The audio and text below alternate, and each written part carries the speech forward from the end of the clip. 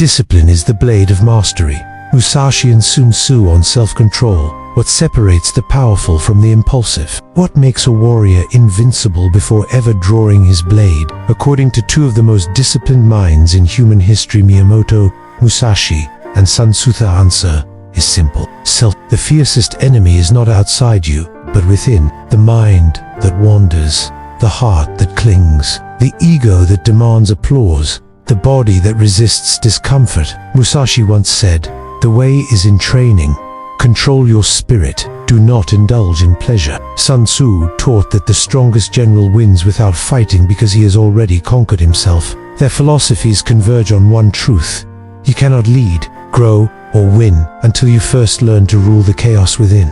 Discipline is not restriction, it is freedom. A sharp blade doesn't wobble. It cuts with focus. And so must we. Let's walk the path of these masters and explore how mental, emotional, and spiritual builds the ultimate foundation for lasting success. Musashi's path was forged in solitude, hardship, and repetition. He lived by the sword but never chased fame or wealth. His writings repeat a single theme. The enemy is not your opponent, it is your own attachment to outcome. He warns against the lure of comfort, distractions, and acting with pride or arrogance. Instead, he offers the way as simple, grueling, and honorable discipline. Sun Tzu's battlefield wisdom rests on a different terrain but echoes the same truths. He advises that the best commander is calm, restrained, and unreadable. He does not react with anger. He doesn't attack unless the victory is certain. He practices patience, camouflage, and stillness. This is not weakness, it is mastery. Discipline begins in the body. Musashi wrote that the warrior must train in every weather and practice sword draws until the action is natural and free of tension. This repetition engraves clarity into the muscles. The modern equivalent might be your daily rituals, routines, or training. It could be your writing habit, your practice sessions, your silence each morning before emails. Your body must be trained not for aesthetics, but for integrity. When the body moves with purpose, the mind follows. But this is only the first level. The mind is a trickier terrain. Musashi warns, do not hold too preconceived notions. He calls for an empty mind shop, aware but not cluttered. Sun Tzu, too, insists that clarity is the root of strategy. You must not let fear, overconfidence, or confusion drive your actions. The disciplined mind is not filled with affirmations, it is cleared of noise.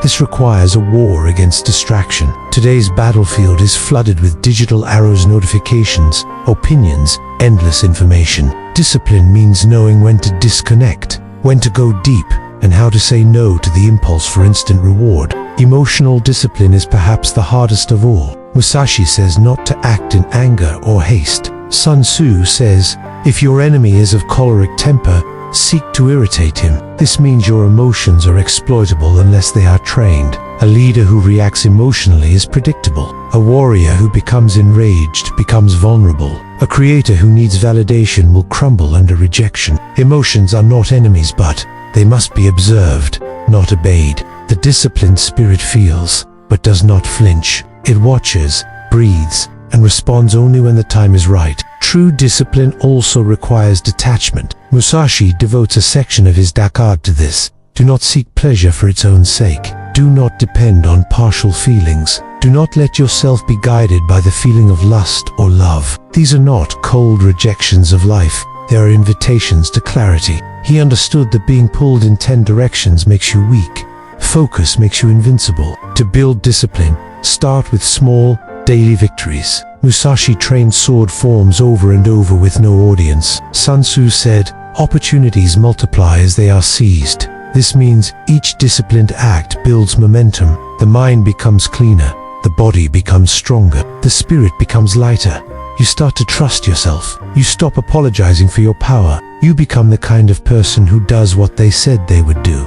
Discipline is not about punishment. It is the art of alignment. When your thoughts, actions, and goals point in the same direction, there is no need for force. You don't push forward, you are pulled by purpose. Musashi trained not just with swords, but with brush and ink. He painted, wrote poetry, and walked alone through forests and mountains. He built discipline not just in movement, but in stillness. He wrote, "In the void is virtue, and no evil. Wisdom has existence. Principle has existence. The way has existence. Spirit is nothingness. This teaches us that discipline is not just tension, it is relaxation. It is not always doing more, it is often doing less with deeper presence. Sun Tzu's concept of discipline extends to leadership. He says, a leader leads by example, not by force. This means your own discipline radiates outward. Teams reflect the calm or chaos of their leader. Families reflect the presence or absence of their center. Clients,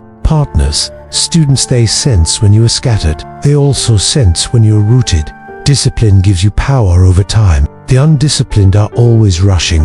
The disciplined know when to wait. Musashi would often delay combat until he had exhausted the opponent's mind. He once arrived late to a duel intentionally to disrupt his opponent's rhythm. Time is a weapon, but only when wielded by the patient.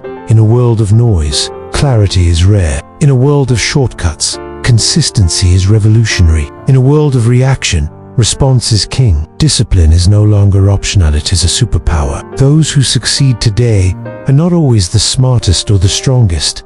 They are the ones who show up, the ones who turn off the noise, the ones who do the hard thing again and again and again until the hard thing becomes the natural thing. This is the legacy of Musashi and Sun Tzu.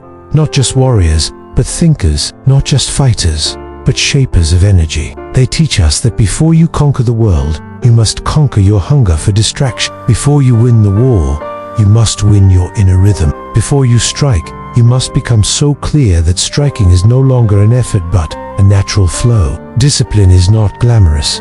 It is not praised on the surface, but underneath every world-changing figure, every true master, every leader who brings peace or transformation, you will find it. The same blade, the same rhythm, the same refusal to be led by impulse. The blade is the mind, the scabbard is the spirit, the motion is the discipline. Master it, and the world will move with you. Did you like the story? Share with friends who'd enjoy it, and hit subscribe. Wishing you all the best.